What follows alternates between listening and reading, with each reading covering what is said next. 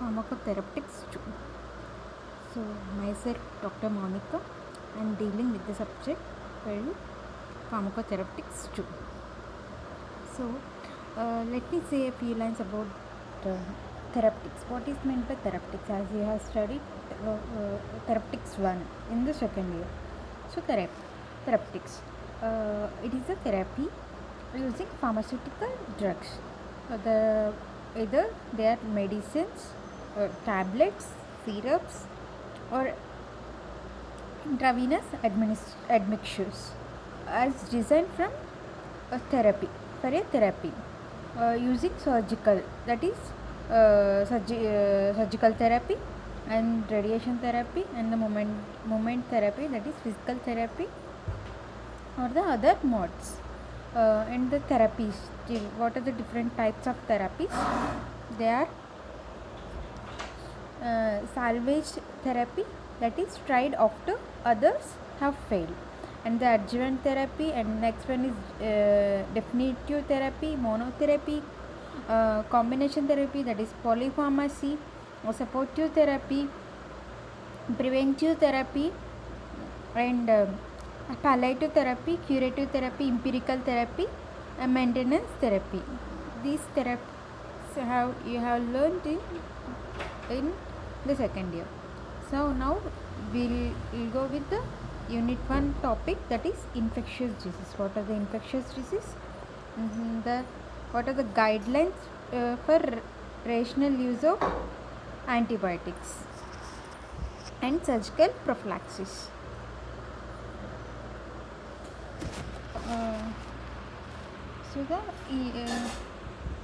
What is meant by infectious disease? What is a infectious disease? The infectious disease, it is a disease or a disorder which is caused by the microorganisms, whether the microorganisms might be bacteria,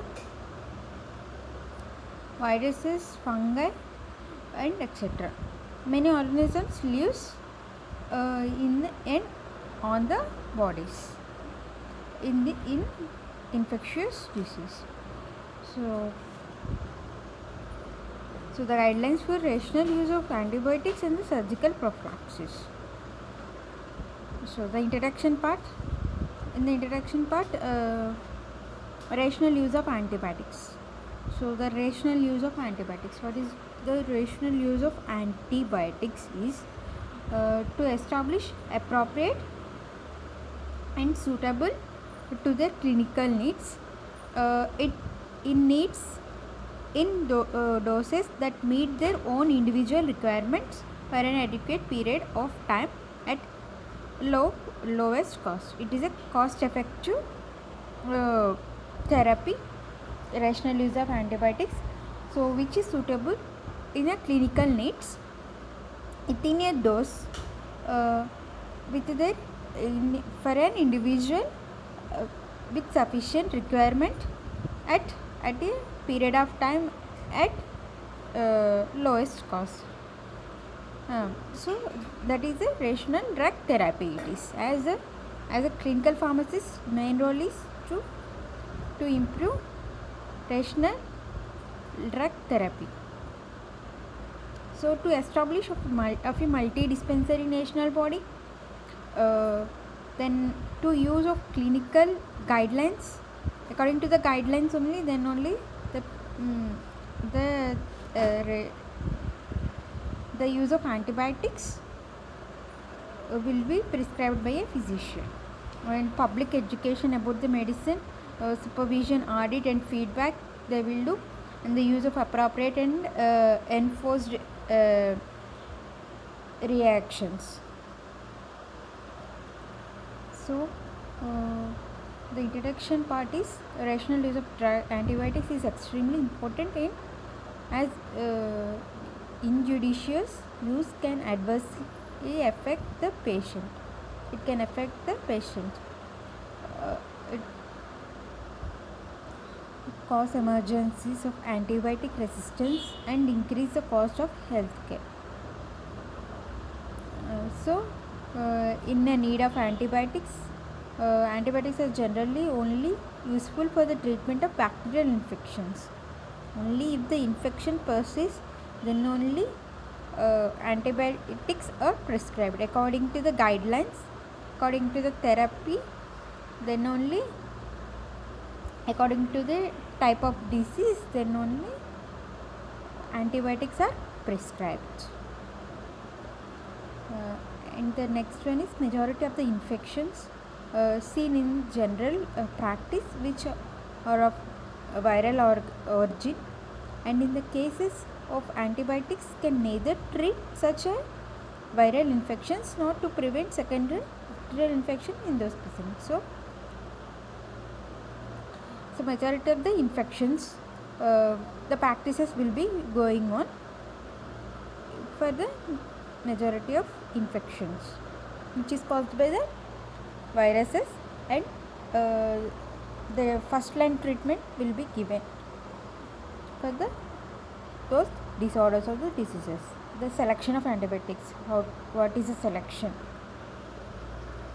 So before going to the selection, let me say a few lines about what this infectious disease and how it is,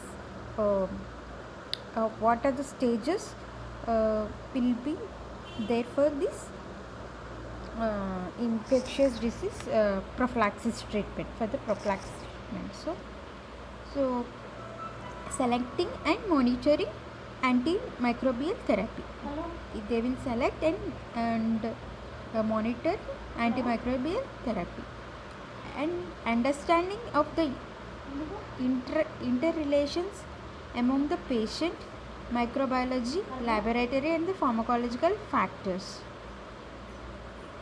And some patients factors such as immune status affect both potential pathogens, that is bugs and steps. So then they will establish how the infection is, laboratory equipment, diagnostics. After the diagnosis only, then only they will start with the treatment. They will then afterwards identifying the pathogens, the microbiological tests will be done. Then next, so there are antimicrobial drug therapy selection process. There are 5 steps. The first step is establish the need of antimicrobial therapy. They will establish the need of the drugs for the therapy. Then step 2 is attempt to identify the therapy. Then they will identify the pathogens, which type of pathogen it is, whether it is Salmonella bacteria or S. typhi or Salmonella pneumoniae or Mycobacterium tuberculosis. They will identify the pathogen. Then step 3 is selecting the empirical therapy and empirical antibiotic therapy. Then step 4 is monitor therapy for efficacy and toxicity.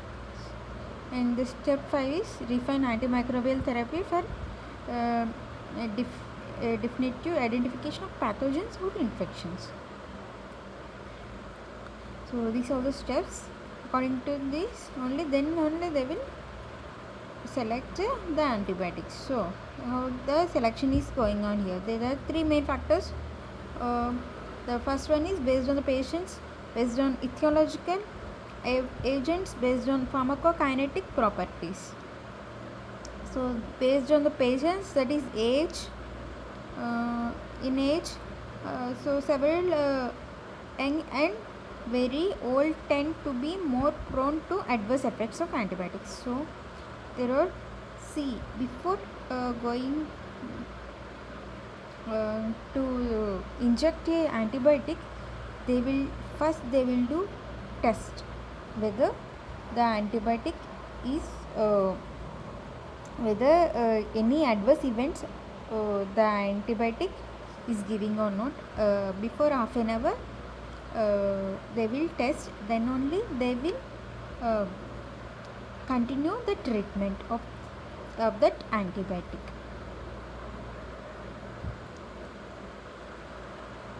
Then next, in pregnancy only few antibiotics should be given. Most of the beta-lactam antibiotics and the erythromycin are probably the most safest drugs. So tetracycline should not be given, chloramphenicol should not be given in pregnant ladies. Then infections. In serious infections like meningitis and in case of bacteremic shock. So best available antibiotics is more preferable for the suspected pathogens. In less serious situations like otis media, that is upper respiratory tract infection, where spontaneous recovery is most commonly required, then a general antibiotics are adequate. And in hepatic and the renal impairment therapies, the antibiotics or the dose modification should be in. As the doses, as you have learnt in pharmacology, every drug will excrete or metabolize. It will metabolize in the liver and excreted in the kidneys. So most of the antibiotics will affect the liver and kidneys. Second one is based on the etiological agents. So what are the etiological agents? What are the infectious agents are going to cause antibiotics? Depending on the combination of clinical aspects. See, in some antibiotics combination therapy will be there. They will combine and give the therapy.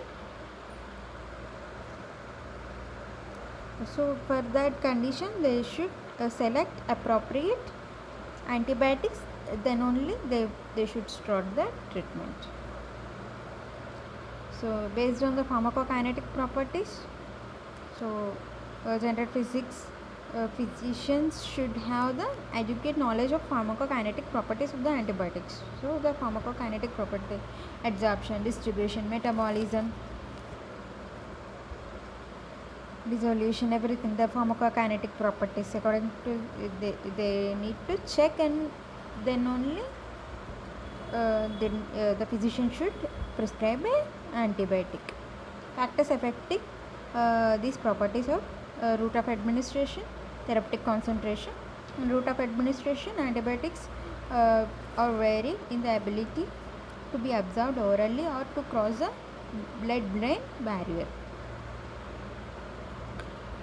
So therapeutic concentration, as a concentration, it is the ability of antibiotics to achieve the therapeutic concentration at the site of injection.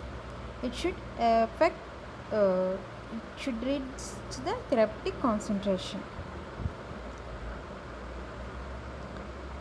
When the antibiotics used for UTI, they should ideally be concentrated in the urine. So that way only they will prescribe quinols, sulfonamides in UTI. The physician should also be aware of some drug-drug interactions, as this is the main important thing. Drug-drug interactions in a clinical pharmacy aspect, drug-drug interaction, drug-food interactions, and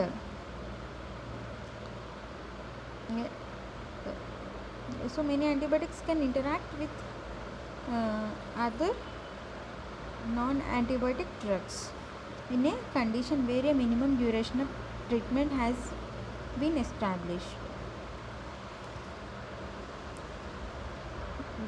So in these infections, minimum duration of treatment should be there. Yes, for tuberculosis, the treatment will prolong for 6 months. 6 months treatment they need to take, and in endocarditis 4 weeks, and in pneumonia 5 days. It is a week. If it is chronic, then the treatment will prolong for 10 days or 15 days. So the prophylaxis treatment, surgical prophylaxis treatment, they are used to prevent infections at the surgical site. So they are used to prevent infections when the surgery is taking place. See, there are pre-operative measurements and post-operative measurements. Antibiotic prophylaxis will be given. So the prophylaxis become standard for contaminated and the clean contaminated surgeries. So a standard prophylaxis treatment is going to maintain a single dose of the antibiotics is usually sufficient. So in the here a single dose of is sufficient. The single dose is nothing but the 5 mg 5 ml, that is 5 ml.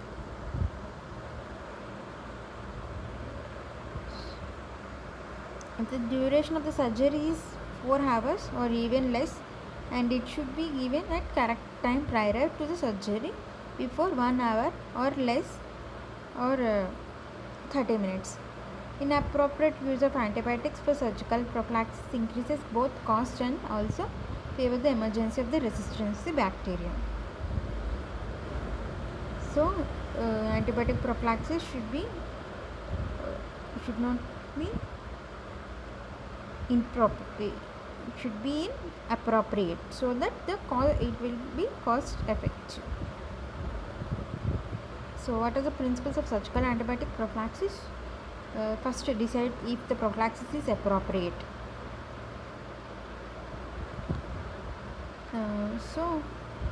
Choose the less expensive drug. So then it is equal to the antibacterial spectrum, efficacy, toxicity, and the route of administration. Administer dose at right time and right interval for a short period of time. How to use, when to use, right time to use. Avoid antibiotics which are used in the treatment of serious sepsis. Do not use antibiotic prophylaxis to overcome poor surgical techniques. So review the protocols of the prophylactic antibiotics regularly, as both cost and the hospital antibiotic resistance patterns may change. So the indications for antibiotics in surgical prophylaxis are clean, contaminated. So the most widely accepted indications for the antibiotics prophylaxis are contaminated and clean contaminated surgeries, and operations involving the insertion of an artificial device. The artificial device is the insertion of the stent in the kidney for the kidney stones. And the laparoscopy surgery, for the laparoscopy surgery. In the artificial device, if the surgery is persists, then the antibiotics they should prescribe the antibiotics because none of the pathogens should enter into the body. Less accepted for the clean operations in patients with impaired host defense or for neurosurgery, heart surgery, or any ophthalmic surgeries. So the choice of antibiotics is based on several factors. Always ask the patient about a prior history of antibiotic allergy if he is having any allergic reactions. See, these counselings will be done in every hospital, every corporate hospital. This counseling will be done if he is having any allergic reactions for the antibiotics or any beta-lactams are the most commonest type of antibiotics used in prophylaxis.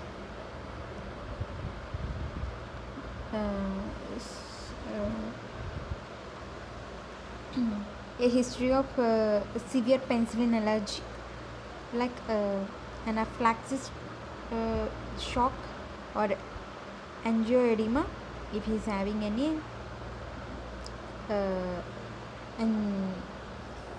any heart disease.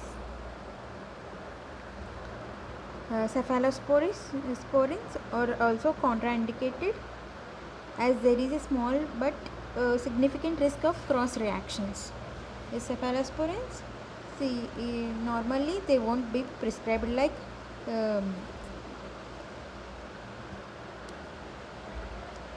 so third generation cephalosporins only they will use for the first line drug therapy for common infections. Always select an antibiotics with narrowest antibacterial spectrum to reduce the emergency of multi-resistance pathogens. The patient develops severe sepsis, then broad spectrum antibiotics should be selected. The use of third generation cephalosporins such as ceftriaxone and cefotaxime should be avoided in surgical prophylaxis. So they should these drugs will not be used in the surgical prophylaxis.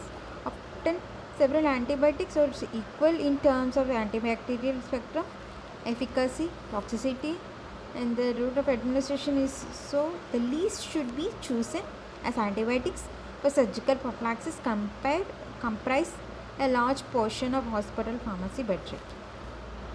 So commonly used surgical prophylaxis are IV sets, IV intravenous, first generation cephalosporin, cefazolin or cefalotin, IV gentamicin.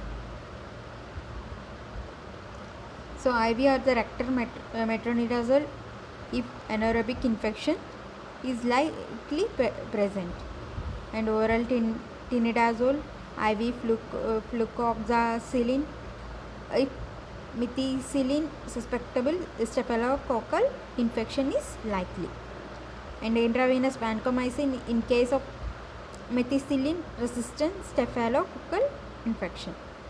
And the route and the frequency of antibiotic administrations and oral and the rectal antibiotics needed to be given earlier, and metronidazole suppositories are commonly used in bowel surgery. Generally topical antibiotics are not recommended with exception